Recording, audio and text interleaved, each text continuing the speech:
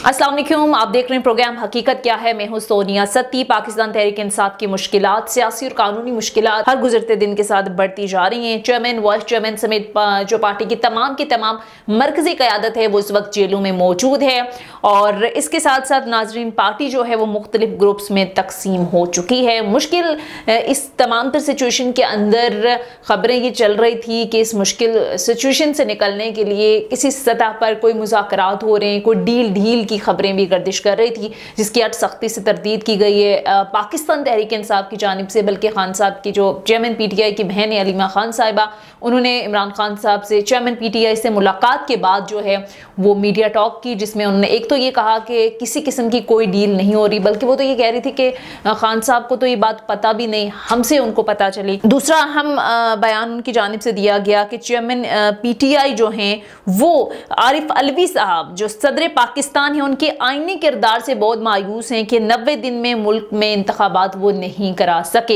हालांकि हमने देखा कि सदर पाकिस्तान की जानिब से 13 सितंबर को इलेक्शन कमीशन को 6 नवंबर को आम इंतखाबात करवाने के हवाले से तजवीज़ भी दी गई और इलेक्शन कमीशन को आला अदलिया से रुजू करने को भी कहा गया। इस इकदाम के बाद भी चेयरमैन पीटीआई की क्या उम्मीदें थी सदर आरिफ अलवी साहब से, जो कि पूरी नहीं हुई, और वाकई क्या उन्होंने एज प्रेसिडेंट अपने आईनी और कानूनी जो उनके इख्तियारात थे वो सही तरह से उनका इस्तेमाल नहीं किया। पाकिस्तान तहरीक इंसाफ को क्यों शिकायत है उनसे, और ये पीटीआई के लिए कितना बड़ा धचका है कि गवर्नमेंट में मौजूद अपने आखिरी सिपाही की जो ओवरऑल पार्टी के साथ लॉयल्टी है उस पर वो सवालात उठा रहे हैं। इस पर ज़रा डिटेल में बात करेंगे और बात करने के लिए फैसल साइद सीनियर सहाफ़ी तर्जुमाकार हमें कुछ अंदर की खबरें बताएंगे और इसके साथ साथ MQM रहनुमा अबू बकर मोहम्मद अबू बकर साहब भी प्रोग्राम में हमें ज्वाइन करेंगे। और इसी सारी सूरत हाल पर बात करने के लिए सीनियर सहाफ़ी तर्जुमाकार फैसल साइद साहब ने हमें प्रोग्राम में ज्वाइन किया है। इसके साथ साथ MQM रहनुमा मोहम्मद अबू बकर साहब भी प्रोग्राम में हमें ज्वाइन कर चुके हैं। आप दोनों मेहमानों को बहुत शुक्रिया। फैसल, आपसे आगाज करते हैं। पीटीआई हम देख रहे हैं कि हर गुजरते दिन के साथ उनकी सियासी मुश्किलात में इजाफा होता जा रहा है। वाइस चेयरमैन समेत मरकजी क़यादत जो है वो हम देख रहे हैं कि जेलों में है, पार्टी भी ग्रुप्स में तकसीम हो चुकी है।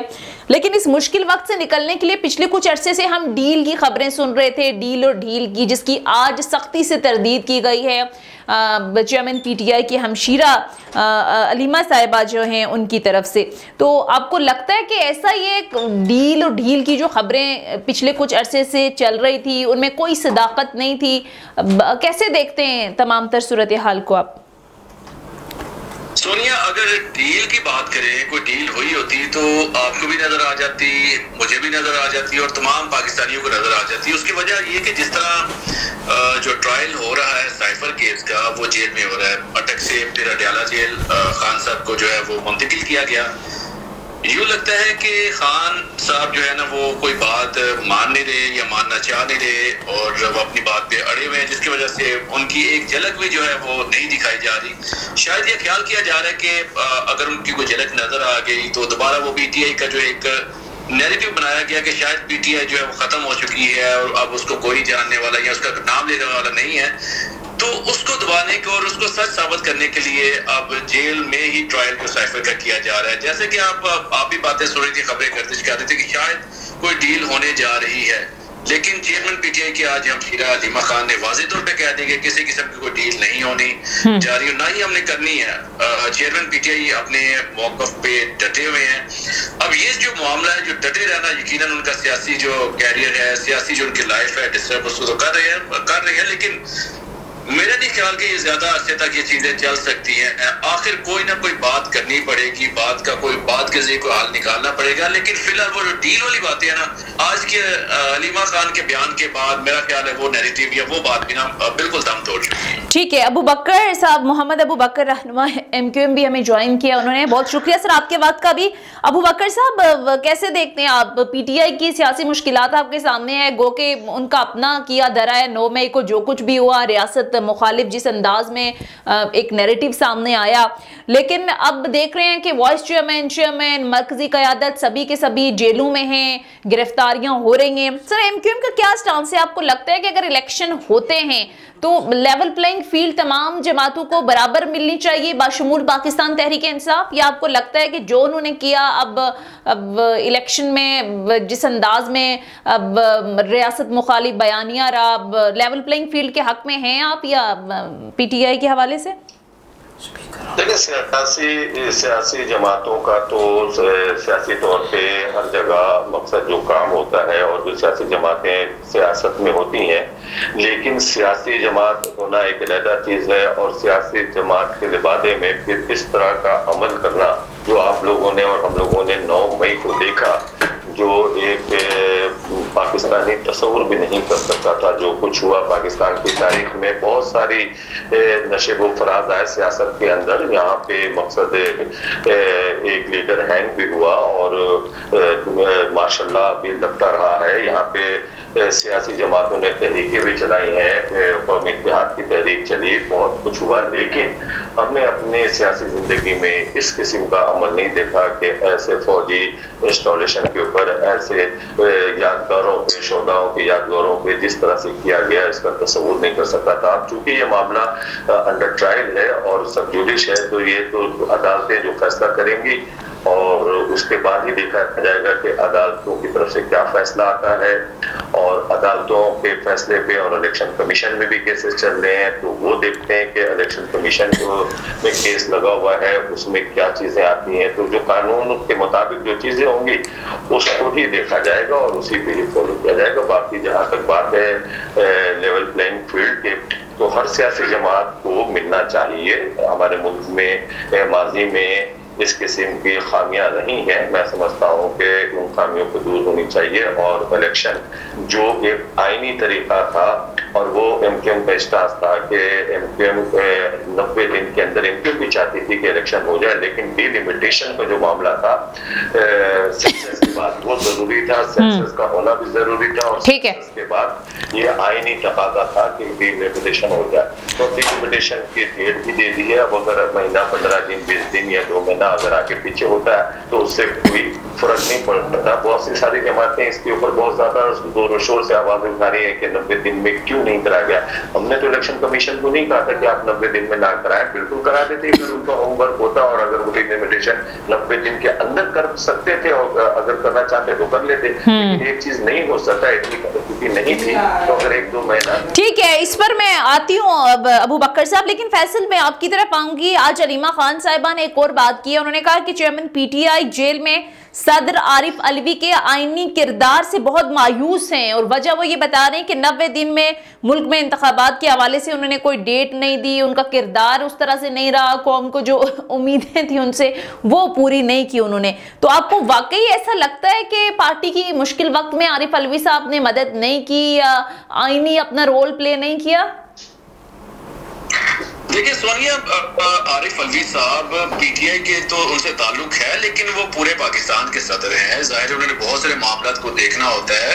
जहां तक उन्होंने कोशिश करनी थी बतौर वो PTI के एक रहनुमा के तौर पर इलेक्शन की उन्होंने अनाउंसमेंट और चेयरमैन इलेक्शन कमीशन को उन्होंने बुलाया भी, लेकिन मैं समझता हूँ कि दायरे उनकी अपनी आइन और कानून में रहते हुए उनकी अपनी एक जिम्मेदारी है, वो पूरे पाकिस्तान को देखते हैं, तो उन्होंने जहां तक उनको करना चाहिए तो उसे पढ़ के उन्होंने।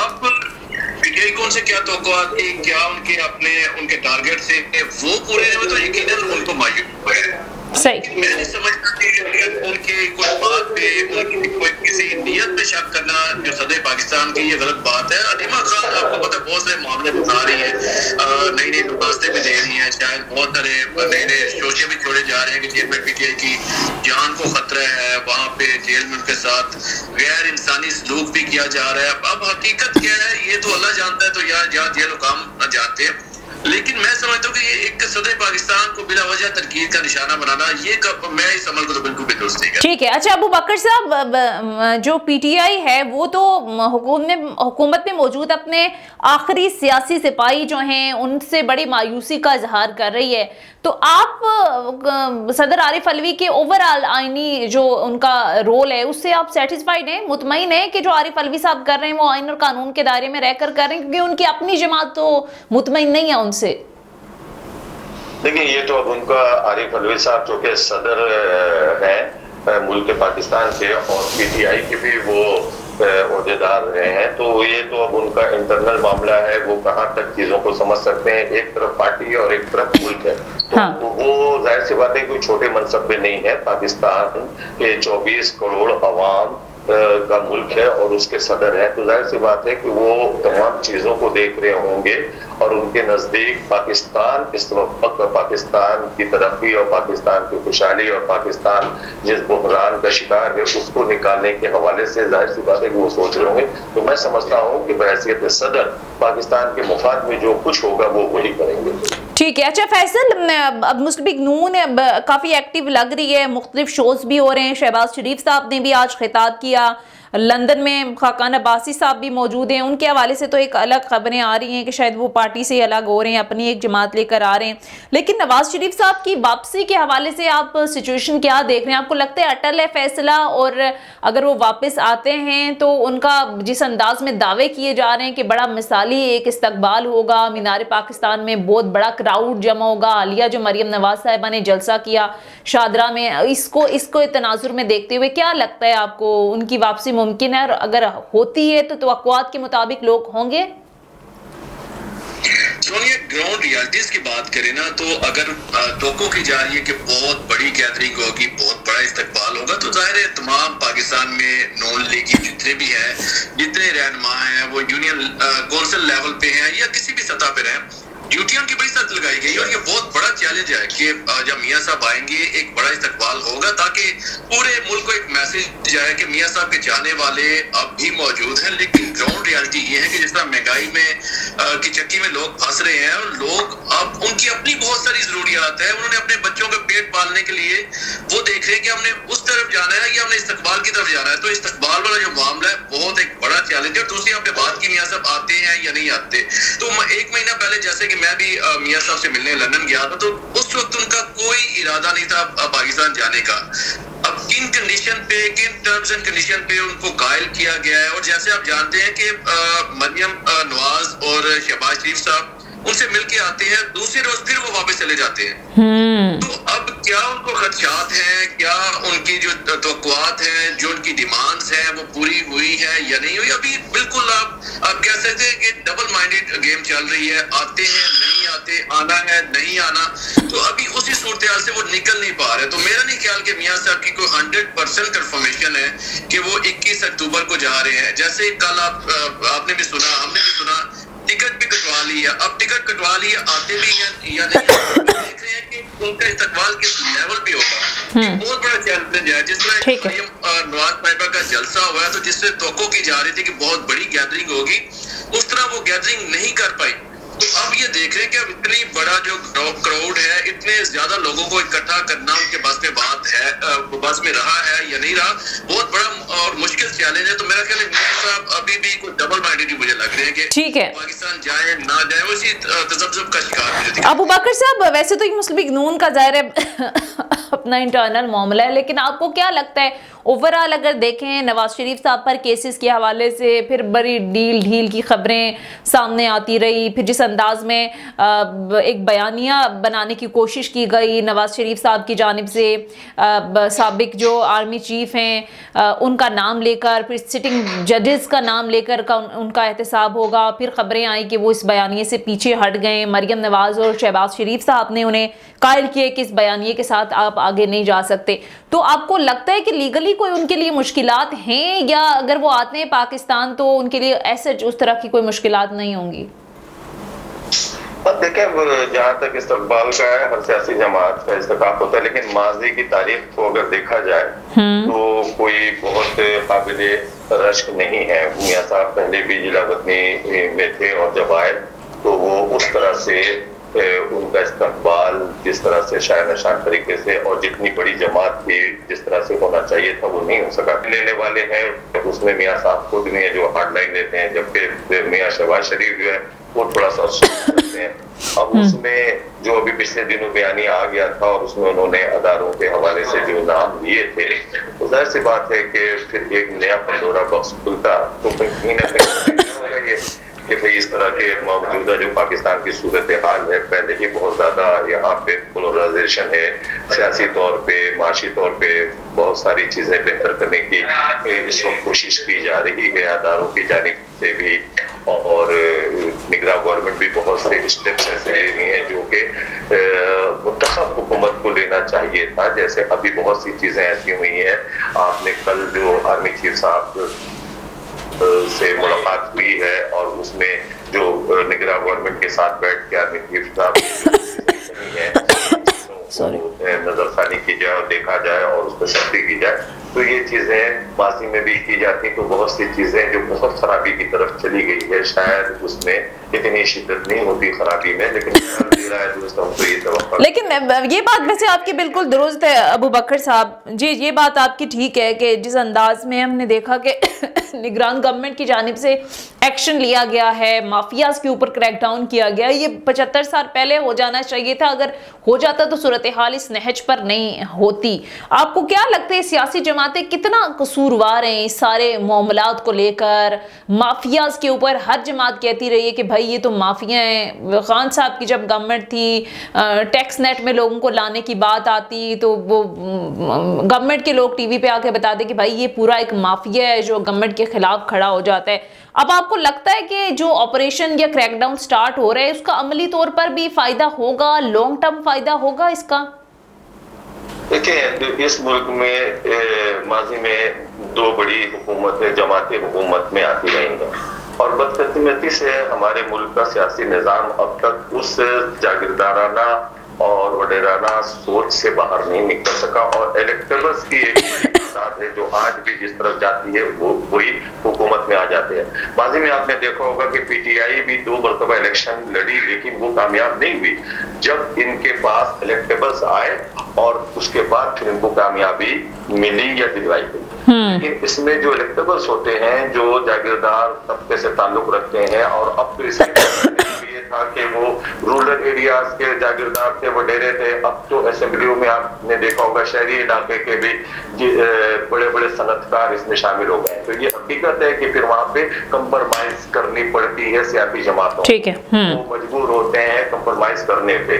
हमारी जैसी जो मिडिल क्लास को जो रिप्रेजेंट करते हैं, हम नहीं कंप्रोमाइज करते, हम नहीं होते, क्योंकि हमारे पास कोई इलेक्टेबल नहीं है। कितने ही बड़ा नाम क्यों ना हो, अगर उसके पास पार्टी का टिकट नहीं है, अगर वो पार्टी के साथ नहीं है तो वो 10 वोट भी नहीं लेता। और जिसकी शक्ल को भी इलाके के लोग नहीं जानते, पार्टी का टिकट दे दिया जाता है, तो लोग ये नहीं पूछते हैं कि ये कौन है, बल्कि ये देखते हैं कि किस जमात देगा उसका निशान। तो एमक्यूएम ने वैसे कुछ सोचा है अगर इलेक्शन होते हैं तो फिर किस जमात के साथ जाएगी? वैसे तो हमने मोस्टली ये देखा है कि गवर्नमेंट जिसकी भी होती है आप उसके साथ ही इत्तेहाद कर लेते हैं। तो अभी तक कोई फैसला हुआ है किसी स्टेज पर? कोई मेल मुलाकातें हो रही हैं कि क्या करना? दिल्ली अभी चल रही है, मुज़ाकरात शुरू हो गए हैं। अभी पिछले दिनों कल ही हमारी जीडीए के दोस्त आए थे और फजल रहमान साहब की जमात के जो यहाँ सिंध के नुमाइंदे, उनसे मीटिंग वगैरह हुई है। तो अब पॉलिटिकल एक्टिविटीज हमने कल 2 दिन पहले मलीन में बहुत बड़ा एक जलसा किया है, तो हमने तो पॉलिटिकल एक्टिविटीज अपनी शुरू कर दी है। अभी